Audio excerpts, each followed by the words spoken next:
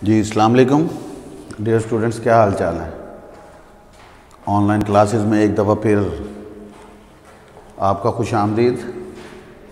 Last lecture में electrical second year ET 233 utilisation of electrical energy, chapter number 4 जो कि था इलेक्ट्रिक ट्रैक्शन।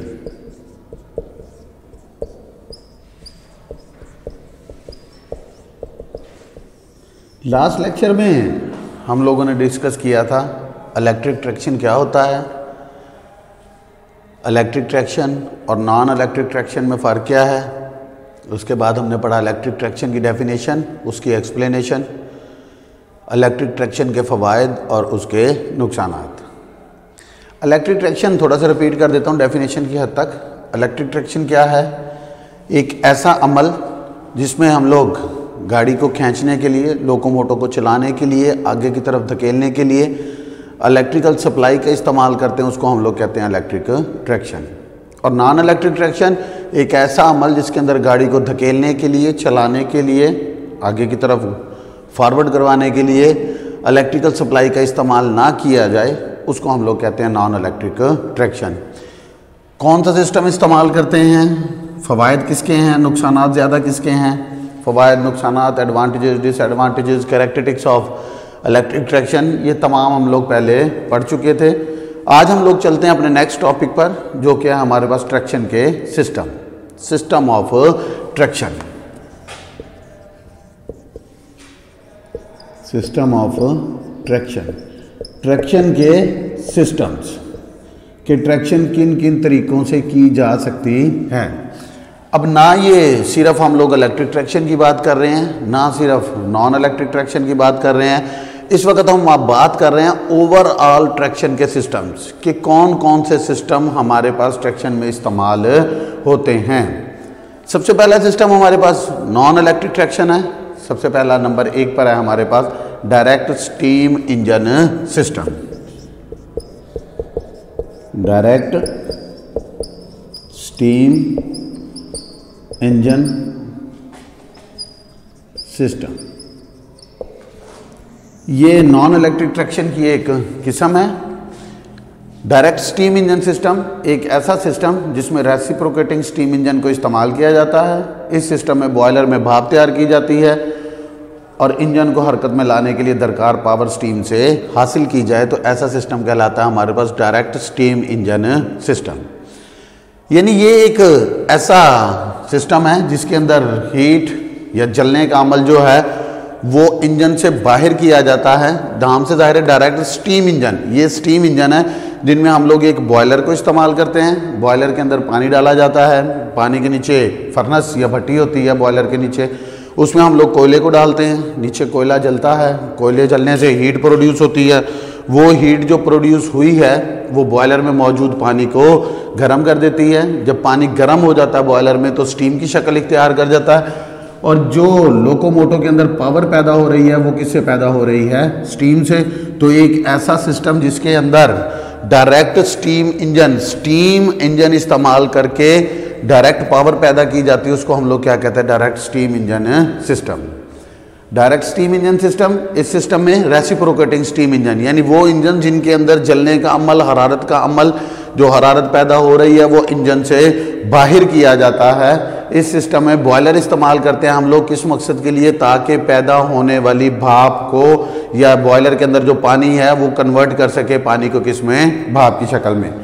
और इंजन को हरकत में लाने के लिए दरकार पावर हम लोग किससे हासिल करते हैं, स्टीम से हासिल करते हैं। तो ऐसा सिस्टम कहलाता है हमारे पास डायरेक्ट स्टीम इंजन सिस्टम। फ़वाइद की अगर बात करें तो 2-3 फ़वाइद पढ़ते हैं, 2-3 नुकसानात पढ़ते हैं, फिर हम लोग अगले दूसरे पे चलते हैं।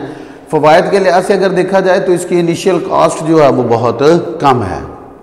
डायरेक्ट स्टीम इंजन एक ऐसा स्टीम इंजन सिस्टम जिसके अंदर हम लोग बॉयलर इस्तेमाल करते हैं, बॉयलर से पानी को भाप में, स्टीम में कन्वर्ट करते हैं, और लोकोमोटर या गाड़ी के अंदर जो कुव्वत पैदा होती है वो डायरेक्ट हम लोग स्टीम से पैदा करें, तो ऐसा सिस्टम कहलाता है डायरेक्ट स्टीम इंजन सिस्टम। अगर इसके फ़वाइद की बात करते हैं तो इसकी इनिशियल कॉस्ट, इब्तदाई कीमत बहुत कम होती है। ये सिस्टम सादा है, और नंबर 3 रूट पर, हर रूट पर, किसी भी रूट पर आसानी चलाया जा सकता है। नुकसानात की, डिसएडवांटेजेस की बात करते हैं तो इसकी एफिशिएंसी जो है वो बहुत कम होती है। क्यों? क्योंकि पहले हमारे पास कोयला जलेगा, कोयला जलने के बाद हीट प्रोड्यूस होगी, हीट बॉयलर में मौजूद पानी को स्टीम में कन्वर्ट करेगी, उसके बाद जाकर वो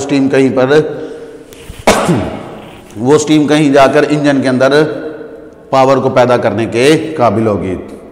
रनिंग कास्ट बहुत ज़्यादा है, इनिशियल कास्ट कम है लेकिन रनिंग कास्ट इसकी बहुत ज़्यादा है। उसके बाद इस पर मुरम्मत के अखराजात, मेंटेनेंस कास्ट जो है वो बहुत ज़्यादा आती है। तो दूसरे पे चलते हैं हम लोग, नंबर 2। दूसरा जी हमारे पास direct internal combusting engine. Direct internal combusting engine. Direct combusting, internal combusting engine, internal अंदरूनी, कंबस्टिंग जलने का अमल, एक ऐसा इंजन जिसके अंदर जलने का अमल गाड़ी के इंजन के अंदर ही होता है, उसको हम लोग क्या कहते हैं? Direct internal combusting engine. इसमें देखिए हीट बाहर प्रोड्यूस हो रही थी, वो स्टीम जाकर, हीट जाकर आगे प्रोड्यूस कर रही थी गाड़ी के अंदर चलने की पावर को। डायरेक्ट इंटरनल कंबस्टिंग इंजन एक ऐसा इंजन जिसके अंदर गाड़ी के अंदर ही, इंजन के अंदर ही जलने का अमल किया जाए, तो ऐसा इंजन कहलाता है हमारे पास डायरेक्ट इंटरनल कंबस्टिंग इंजन। इसकी हमारे पास बेहतरीन एग्जाम्पल जो है वो ट्रकों, बसों और कारों वगैरह में चलने वाले इंजन हैं। देखिए चाहे ट्रक है, बस है या कार है, जलने का अमल जो है वो गाड़ी के इंजन के अंदर ही हो रहा है, तो इसको हम लोग कहते हैं डायरेक्ट इंटरनल कंबस्टिंग इंजन। दोनों में अगर डिफरेंस देखें, डायरेक्ट स्टीम इंजन, इसमें स्टीम बाहर पैदा हो रही है और दरकार कुव्वत जाकर पर स्टीम से पैदा की जाती है। डायरेक्ट इंटरनल कंबस्टिंग इंजन के अंदर फ्यूल जलने का अमल गाड़ी के इंजन में ही हो रहा होता है, उसको हम लोग कहते हैं डायरेक्ट इंटरनल कंबस्टिंग इंजन। एक ऐसा इंजन जिसके अंदर अंदरूनी तौर पर जलने का अमल किया जाए, उसको हम लोग कहते हैं डायरेक्ट इंटरनल कंबस्टिंग इंजन। और इसकी बेहतरीन एग्जाम्पल हमारे पास ट्रक, कार या बसों वगैरह में चलने वाले इंजन हैं। अब बात करते हैं इसके फ़वायद और इसके कुछ नुकसानात की। सबसे पहला फ़ायदा इसका भी वही, इसकी इब्तदाई कीमत जो है वो बहुत कम होती है। स्पीड कंट्रोल और ब्रेकिंग सिस्टम बहुत सादा होता है। जिस तरह हम लोग देख रहे हैं गाड़ियों के अंदर डिस्कें लगी हुई हैं, लेदर लगे हुए हैं, ABS ब्रेक आ गई है, तो हमारे पास इसके अंदर ब्रेकिंग का सिस्टम जो है वो निहायत आसान होता है। इसे भी हम लोग किसी भी रूट पर आसानी से इस्तेमाल कर सकते हैं। नुकसानात की बात करते हैं तो इस सिस्टम में इंजन की उम्र निस्बतन बहुत कम होती है। मुरम्मत के अखराजात और रनिंग कास्ट बाकी सिस्टम की निस्बत थोड़ी ज़्यादा है। इस सिस्टम में ड्राइव में गुंजाइश कम होती है। नंबर 4 पे चलते हैं तो सिर्फ गियर बॉक्स के जरिए स्पीड को कंट्रोल किया जा सकता है, डायरेक्ट स्पीड कंट्रोल करने का इसमें कोई तरीकाकार नहीं है। डायरेक्ट स्टीम इंजन, स्टीम यानी पहले बॉयलर, बॉयलर में पानी, पानी से भाप, फिर उस स्टीम से, उस भाप से ड्राइव की कुव्वत पैदा की जा रही है, डायरेक्ट स्टीम इंजन।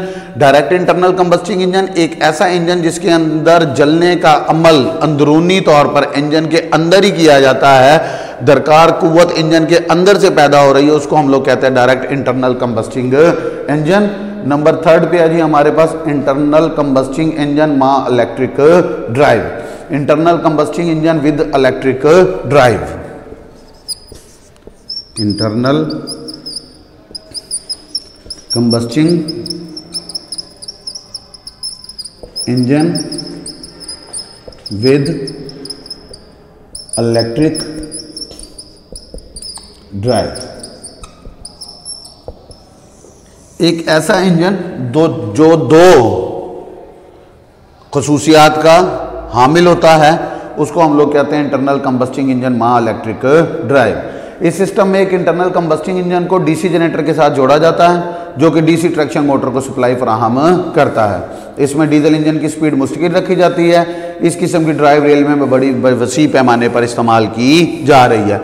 इसको आसान अल्फाज में अगर हम लोग समझना चाहें तो इंटरनल कंबस्टिंग इंजन ये वही हो गया जो हम लोगों ने अभी ऊपर पढ़ा है, एक ऐसा इंजन जिसमें जलने का अमल, फ्यूल के जलने का अमल गाड़ी के अंदर ही यानी इंजन के अंदर ही किया जा रहा है, internal combusting engine.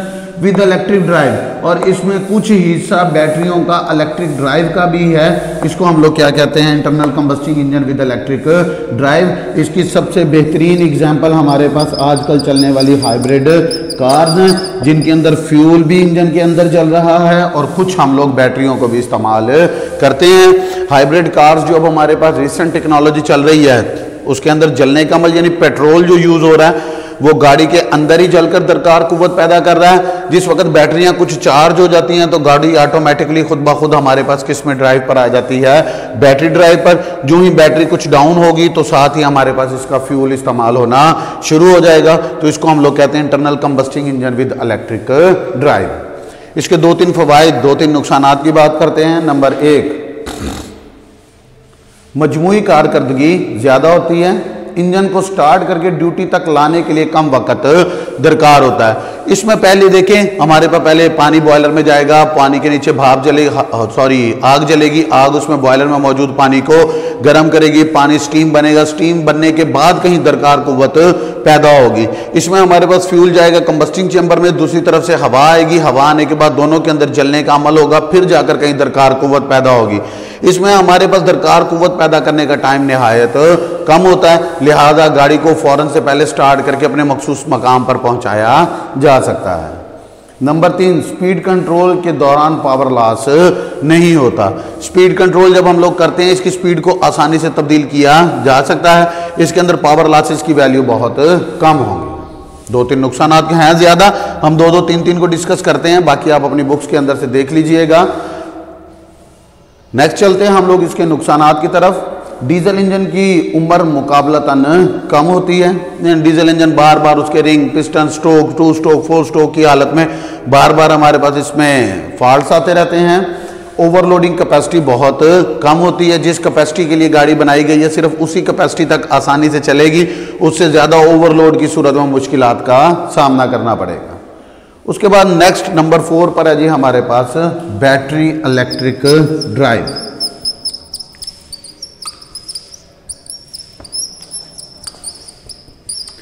Battery electric drive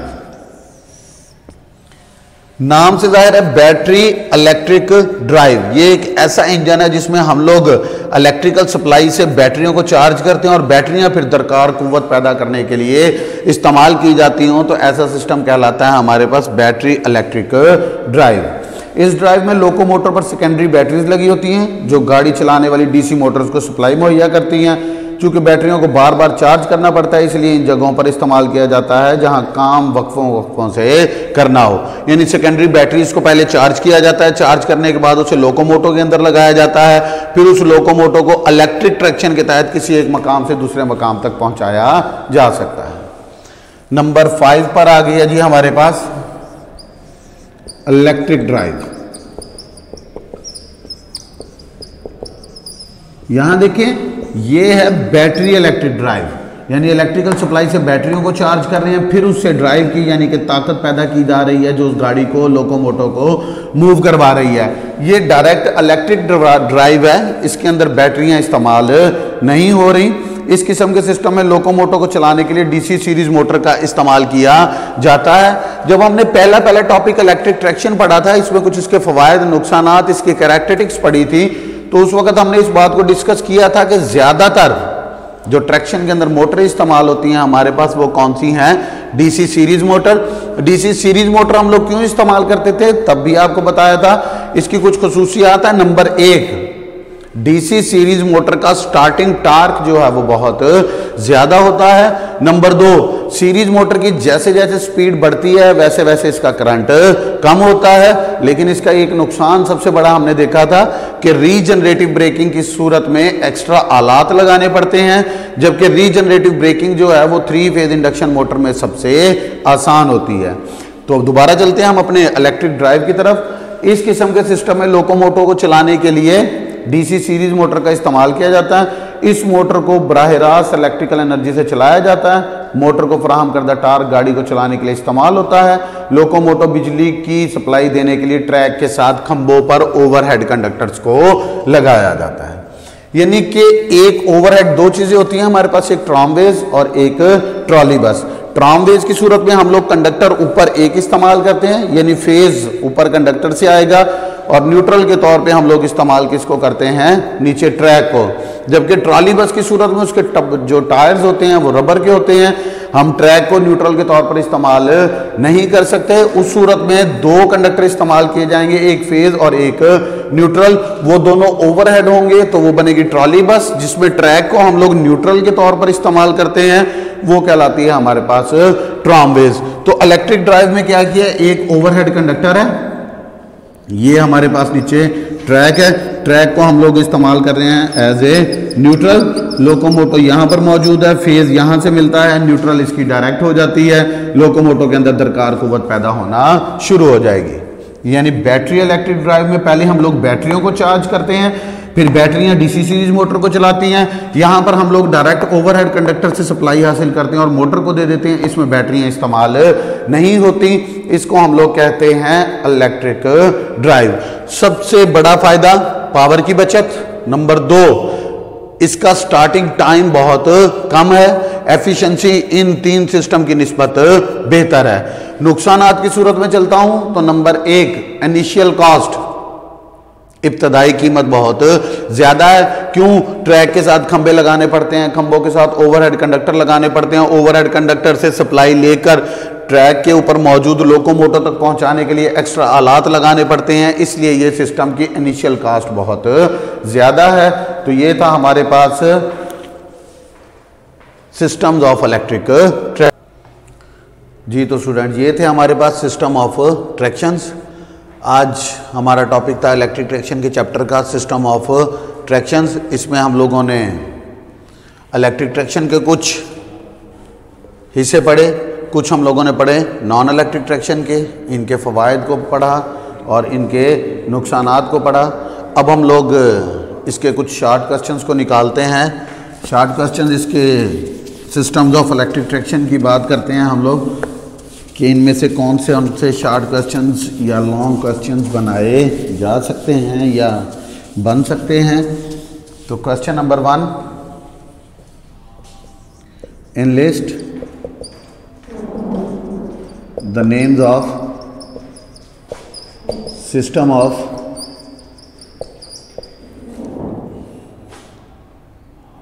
traction. Question number 2, direct steam engine की तारीफ करें। Question number 3, direct steam engine के कोई से 4 फ़वाइद बयान करें। Question number 4, direct steam engine के कोई से 4 नुकसानात बयान करें। Question number 5, internal combusting engine को मुख्तसरन बयान करें। Question number 6, internal combusting engine के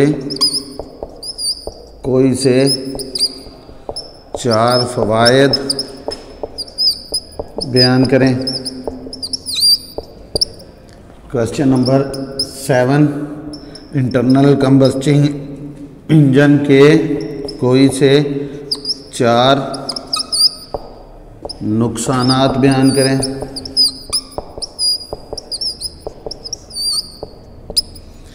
नंबर 7 आ गया जी हमारे पास।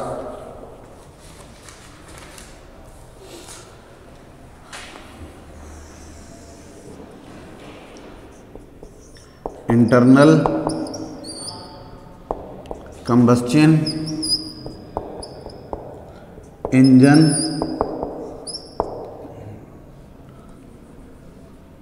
माय इलेक्ट्रिक ड्राइव को बयान करें। Question number 8, internal combusting engine my electric drive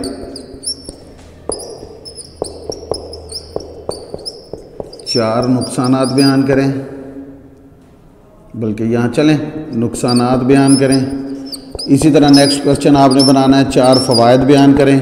फिर आपने नेक्स्ट क्वेश्चन बनाना है जी हमारे पास कि बैटरी इलेक्ट्रिक ड्राइव क्या होता है, इसके फ़वाइद, इसके चार नुकसानात। इलेक्ट्रिक ड्राइव क्या होता है, चार फ़वाइद और चार इसके नुकसानात, और बैटरी इलेक्ट्रिक ड्राइव की एग्जांपल्स। जी ये था आज का हमारा topic, systems of electric traction, इसके फ़वाइद, इसके नुकसानात। नेक्स्ट लेक्चर में हम लोग इंशाल्लाह स्टार्ट करेंगे इलेक्ट्रिक ट्रैक्शन की इकसाम, टाइप्स ऑफ इलेक्ट्रिक ट्रैक्शन की इकसाम नहीं बल्कि सोर्सेज की बात करेंगे। ये तो आपके कोर्स से निकल चुका है। नेक्स्ट लेक्चर में हम लोग इंशाल्लाह बात करेंगे इलेक्ट्रिक ट्रैक्शन के इलेक्ट्रिफिकेशन सिस्टम्स के। इलेक्ट्रिक ट्रैक्शन को चलाने के लिए कौन कौन सी सप्लाई से चलाया जा सकता है।